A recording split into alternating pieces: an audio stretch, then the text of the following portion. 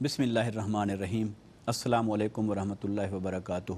محترم ناظرین، سفر حسین پروگرام کے ساتھ آپ کا میزبان ارشاد حسین سعیدی۔ اس پروگرام کے ذریعے سے ہم تذکرہ کر چکے ہیں امام عالی مقام امام حسین رضی اللہ تعالی عنہ، آپ کی ولادت باسعادت کا، آپ کے بچپن مبارک کا، آپ کی جوانی کا، آپ کی خدمات کا۔ آج ہم ذکر مبارک کریں گے آپ کی شہادت کے روحانی پس منظر کا۔ امام علی مقام رضی اللہ تعالی عنہ کی شہادت کوئی عام شہادت نہیں۔ انسانی تاریخ کے اندر اور اسلام کی تاریخ کے اندر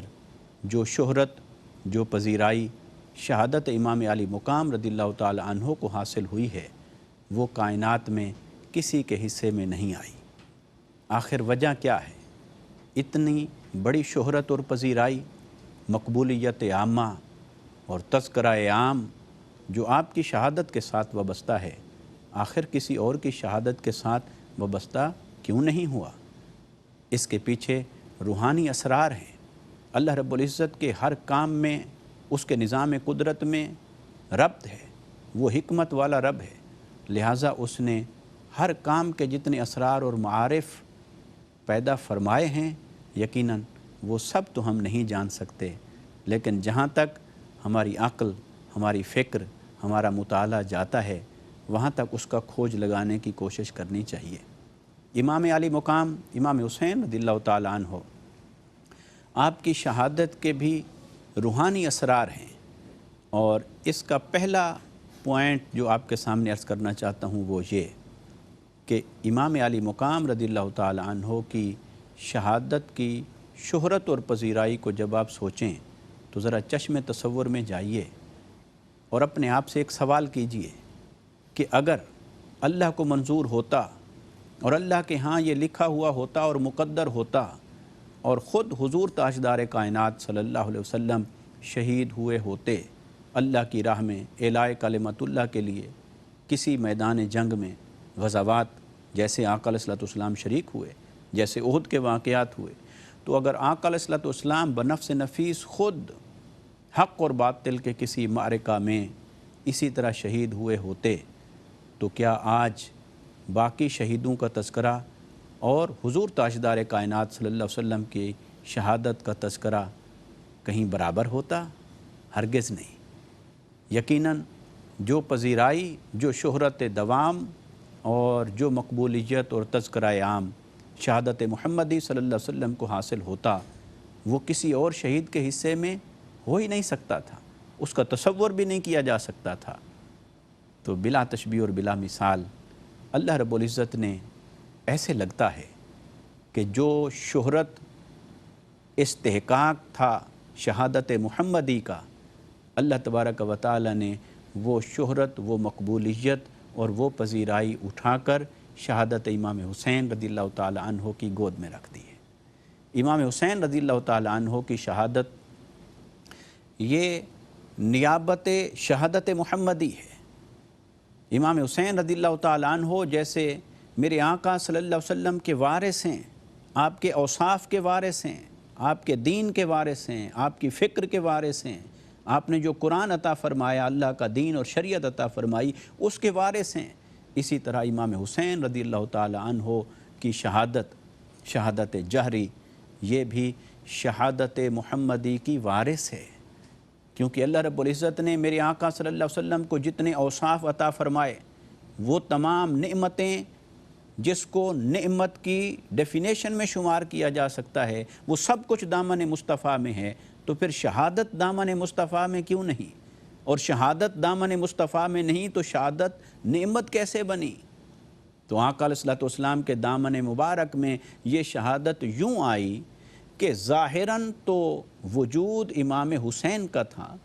اور کربلا کی ریت پر ظاہراً جسد مبارک تو امام حسین رضی اللہ تعالی عنہ کا تھا، لیکن روحانی اعتبار سے یہ شہادت محمدی کا ظہور تھا۔ یہ آقا علیہ الصلوۃ والسلام کی شہادت کی نیابت میں ہو رہا تھا، کیونکہ وہ وعدہ عالم ارواح میں ہو چکا تھا۔ جب حضرت ابراہیم علیہ السلام نے اپنے بیٹے حضرت اسماعیل علیہ السلام کی گردن مبارک پر چھری رکھ دی اور رکھ کر چلا دی اور اللہ کی راہ میں اپنے بیٹے کو سپرد کر دیا اور قربانی کے لیے تیار ہو گئے، تو اللہ رب العزت نے ارشاد فرمایا فَإِذِ ابْتَلَىٰ إِبْرَاهِيمَ رَبُّهُ بِكَلِمَاتٍ فَأَتَمَّهُنَّ کہ جب ابراہیم نے اپنے اس وعدے کو پورا کر دکھایا تو پھر اللہ رب العزت نے اعلان فرمایا کہ اے ابراہیم انی جاعلک للناس اماما، اب تیرے بیٹے اسماعیل علیہ السلام کی پشت سے امام الانبیاء تشریف لانے والے ہیں، اور میں آپ کو یہ صلہ عطا کروں گا کہ اب تیری ذریت میں اسے جاری و ساری رکھوں گا، تیری ذریت میں سے اور اسماعیل علیہ السلام کے نسل مبارک میں سے میرے مصطفیٰ صلی اللہ علیہ وسلم تشریف لائیں گے، اور اب یہ قرض مصطفیٰ کے کندھوں پر منتقل ہو گیا۔ تو یوں وَفَدَيْنَاهُ بِذِبْحٍ عَظِيمٍ، یہ صدا آئی، ہم نے ایک عظیم فدیہ کے بدلے میں کر دیا ہے، ذبح عظیم کے بدلے میں کر دیا ہے۔ تو کیا وہ دمبا جو جنت سے آیا تھا وہی اسماعیل علیہ السلام کے مقابلے میں ذبح عظیم کہلائے گا؟ دمبا حضرت اسماعیل علیہ السلام کے شہادت کے مقابلے میں، ان کی قربانی کے مقابلے میں ذبح تو ہو سکتا ہے، ذبح عظیم کیسے ہو سکتا ہے؟ یہ عظیم کی صفت اس دمبے کو کیسے حاصل ہو سکتی ہے؟ لہٰذا اس ذبح عظیم کے اندر سے ہمارے مفسرین نے، اکابرین نے، ائمہ اور مجتہدین نے بہت ساری تفسیرات اس میں لکھی ہیں، تعبیرات لکھی ہیں، اور انہی میں سے ایک کا خلاصہ کرتے ہوئے عرض کر رہا ہوں، وہ یہ کہ ذبح عظیم اس لیے کہا جا رہا تھا کہ وہ دمبا تو ظاہراً قربان ہو گیا، مگر عالم ارواح میں ایک وعدہ ہوا تھا کہ اے مصطفیٰ صلی اللہ علیہ وسلم یہ قربانی جو حضرت اسماعیل علیہ السلام پر آ رہی تھی اب ان کو بچا لیا گیا ہے، وہ قربانی منتقل ہوئی پیارے مصطفیٰ پر، اور جب پیارے مصطفیٰ صلی اللہ علیہ وسلم پر وہ قربانی منتقل ہوئی تو پھر قربانی کا نقطہ کمال یہ تھا کہ وہ ابتلا وجود محمدی پر نہ آئے، بلکہ مصطفیٰ جن سے جان سے بڑھ کر پیار کرتے ہیں ان شہزادوں کی جان پر وہ ابتلا وارد ہو۔ یہ امتحان کے اعتبار سے مصطفیٰ کریم صلی اللہ علیہ وسلم کے لیے بڑا امتحان تھا۔ اپنی جان سے تو انسان گزر جاتا ہے، لیکن اپنی اولاد کا دکھ دیکھا نہیں جاتا۔ بلا تشبیہ اور بلا مثال وہی قربانی اگر مصطفیٰ کریم صلی اللہ علیہ وسلم ادا فرماتے تو خود مصطفیٰ کے لیے یہ کوئی بڑا امتحان نہیں تھا، لیکن وہی قربانی جب آپ کے شہزادوں پر آئی، امام حسن امام حسین رضی اللہ تعالی عنہما، ان کے کندھوں پر آئی، تو یہ مصطفیٰ کریم صلی اللہ علیہ وسلم کے لیے ایک بڑا امتحان بنا۔ اس لیے میرے آقا صلی اللہ علیہ وسلم نے بچپن میں ہی امام حسین رضی اللہ تعالی عنہ کی شہادت کی خبر عطا فرما دی۔ یہ آپ کی شہادت کے رازوں میں سے، پس منظر میں سے ایک بہترین راز، بہترین پس منظر جو روایات میں موجود ہے، احادیث میں موجود ہے، ذرا غور کیجئے۔ میرے آقا صلی اللہ علیہ وسلم نے امام حسین رضی اللہ تعالی عنہ کی شہادت کی خبریں دیں، اور حضرت عبداللہ بن عباس فرماتے ہیں کہ ہم اہل بیت اطہار کے لوگ اور خاندان کے لوگ، ہم کوئی ڈھکی چھپی بات نہیں تھی، ہم سے کوئی مخفی نہیں تھا، کوئی ہم بے خبر نہیں تھے کہ حسین کی شہادت ہوگی اور کہاں ہوگی۔ ہم وہ وقت بھی جانتے تھے، وہ جگہ بھی جانتے تھے، وہ مقام بھی جانتے تھے، حتیٰ کہ شہید کرنے والوں کے چہرے بھی پہچانتے تھے۔ تو اس لیے کہ یہ شہادت کے روحانی راز ہیں، اس کے اسرار ہیں، اس کے معارف ہیں، کہ یہ عالم ارواح کا ایک وعدہ تھا، یہ عشق الہی کا ایک امتحان تھا، یہ وجود محمدی صلی اللہ علیہ وسلم پر آنے والی وہ اسماعیل علیہ السلام کی قربانی کا بدل تھا، اور اللہ رب العزت نے اسے کربلا کی ریت کے اوپر ظہور فرمایا، ظاہر فرمایا، تو امام علی مقام رضی اللہ تعالی عنہ کی شہادت ہوئی۔ لہٰذا جب ہم اس پہلو کی طرف توجہ کریں گے کہ آقا علیہ السلام نے اس شہادت کی خبریں کس قدر عام فرمائیں اور ان کا کیا چرچا تھا، ایک روایت جس کا میں امام علی مقام رضی اللہ تعالی عنہ کے بچپن کے تذکرے کے اندر ذکر کر چکا ہوں کہ حضرت فضل رضی اللہ تعالی عنہ جب اپنا خواب لے کر، آقا علیہ السلام کی چچی خواب لے کر آقا علیہ السلام کی بارگاہ میں حاضر ہوئیں، تو میرے آقا نے جواب دیا تھا، تعبیر بتائی تھی کہ وہ آپ کی گود میں میرے جسم کا جو ٹکڑا آن پڑا تھا وہ میرا بیٹا حسین ہے، اس کی پرورش آپ کی گود میں ہوگی۔ اور میرے آقا نے مسکرا کر جو ہی اس خواب کی تعبیر بتائی تھی تو معاً بعد میرے آقا صلی اللہ علیہ وسلم کی چشمان مقدس سے آنسو رواں ہو گئے۔ تو حضرت فضل رضی اللہ تعالی عنہ نے عرض کی، یا رسول اللہ صلی اللہ علیہ وسلم، نواسے کی ولادت کی بشارت اور خوشخبری دے رہے ہیں آپ اس خواب کی تعبیر کی صورت میں، اور پھر آنکھوں سے آنسو روا ہیں اور غم زدہ اور افسردگی، اس کا کیا مطلب؟ تو میرے آقا صلی اللہ علیہ وسلم نے فرمایا کہ انہیں جس بے دردی کے ساتھ شہید کر دیا جائے گا وہ منظر بھی اللہ نے میری آنکھوں کے سامنے کر دیا ہے۔ تو گویا شہادت کا چرچا، شہادت کا تذکرہ، اس کی خبر زبان نبوت صلی اللہ علیہ وسلم سے ہو۔ اسی طرح جو روایت حضرت ام سلمہ رضی اللہ تعالی عنہ سے ہے کہ جب حسنین کریمین ان کے آنگن میں کھیل رہے تھے اور جبرائیل آتے ہیں اور آقا علیہ السلام کا پیار دیکھتے ہیں اپنے شہزادوں اور نواسوں کے ساتھ، اور پھر میدان کربلا کی مٹی لا کر دیتے ہیں، تو آقا علیہ السلام کی آنکھوں سے تب بھی آنسو رواں ہوئے تھے، اور آقا علیہ السلام نے استفسار پر یہی جواب دیا تھا کہ انہیں شہید کر دیا جائے گا، اور وہ مٹی حضرت ام سلمہ رضی اللہ تعالی عنہ کو عطا فرمائی۔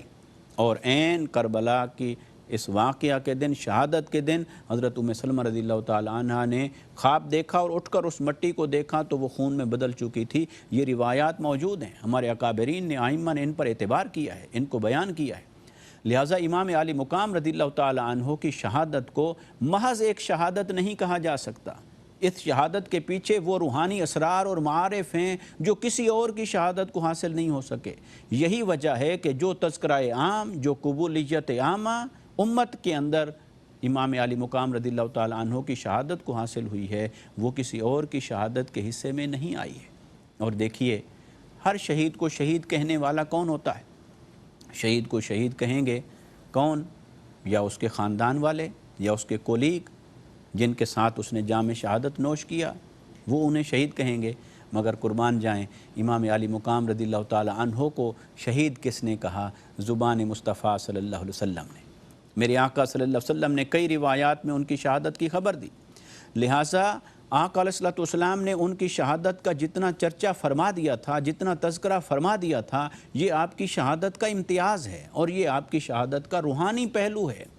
تو امام علی مقام رضی اللہ تعالی عنہ نے میدان کربلا میں عشق کا امتحان دیا ہے، اور اس امتحان میں پاس ہوئے، سرخرو ہوئے، بلکہ ہر آنے والے عاشق کے لیے جو اللہ کی راہ میں نکلے جان ہتھیلی پر رکھ کر، اس کے لیے نمونہ کامل بن گئے، اور آقا علیہ السلام کے تصدق سے وہ ان اوصاف اور خوبیوں کے وارث ہوئے کہ میرے آقا صلی اللہ علیہ وسلم نے انہیں اپنی سخاوت کا وارث بنایا تھا، اپنی شجاعت کا وارث بنایا تھا، اپنی طاقت کا وارث بنایا تھا، اپنے صبر کا وارث بنایا تھا۔ یہ تمام روایات موجود ہیں۔ جب سیدہ کائنات رضی اللہ تعالی عنہ آپ کے بچپن میں لے کر حاضر ہوئیں تو میرے آقا صلی اللہ علیہ وسلم نے انہیں انہی اوصاف کی وراثت عطا فرمائی تھی۔ تو پھر کیوں ایسے نہ ہوتا کہ امام حسین رضی اللہ تعالی عنہ میدان کربلا میں اس وراثت کا حق ادا کرتے، وہ شان محمدی صلی اللہ علیہ وسلم کی مظہریت کو اس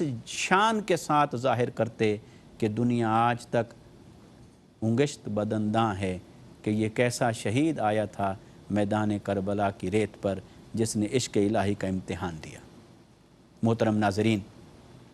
ہم نے آج امام علی مقام رضی اللہ تعالی عنہ کی شہادت کے روحانی پہلو اور آپ کی شہادت کے اسرار اور معارف کا ذکر کیا۔ ہمارا ایمان تازہ ہوا۔ اللہ تبارک و تعالی اسے قبول فرمائے۔ کل انشاءاللہ آپ کے سفر حیات کے اگلے مرحلے کو ہم بیان کریں گے کہ پھر آپ کیسے روانہ ہوتے ہیں مدینہ سے مکہ کی طرف، اور شہر مصطفیٰ کو کیسے چھوڑتے ہیں اور مکہ کی طرف روانہ ہوتے ہیں، پھر مکہ سے کربلا کی طرف، اور پھر کربلا پہنچ کر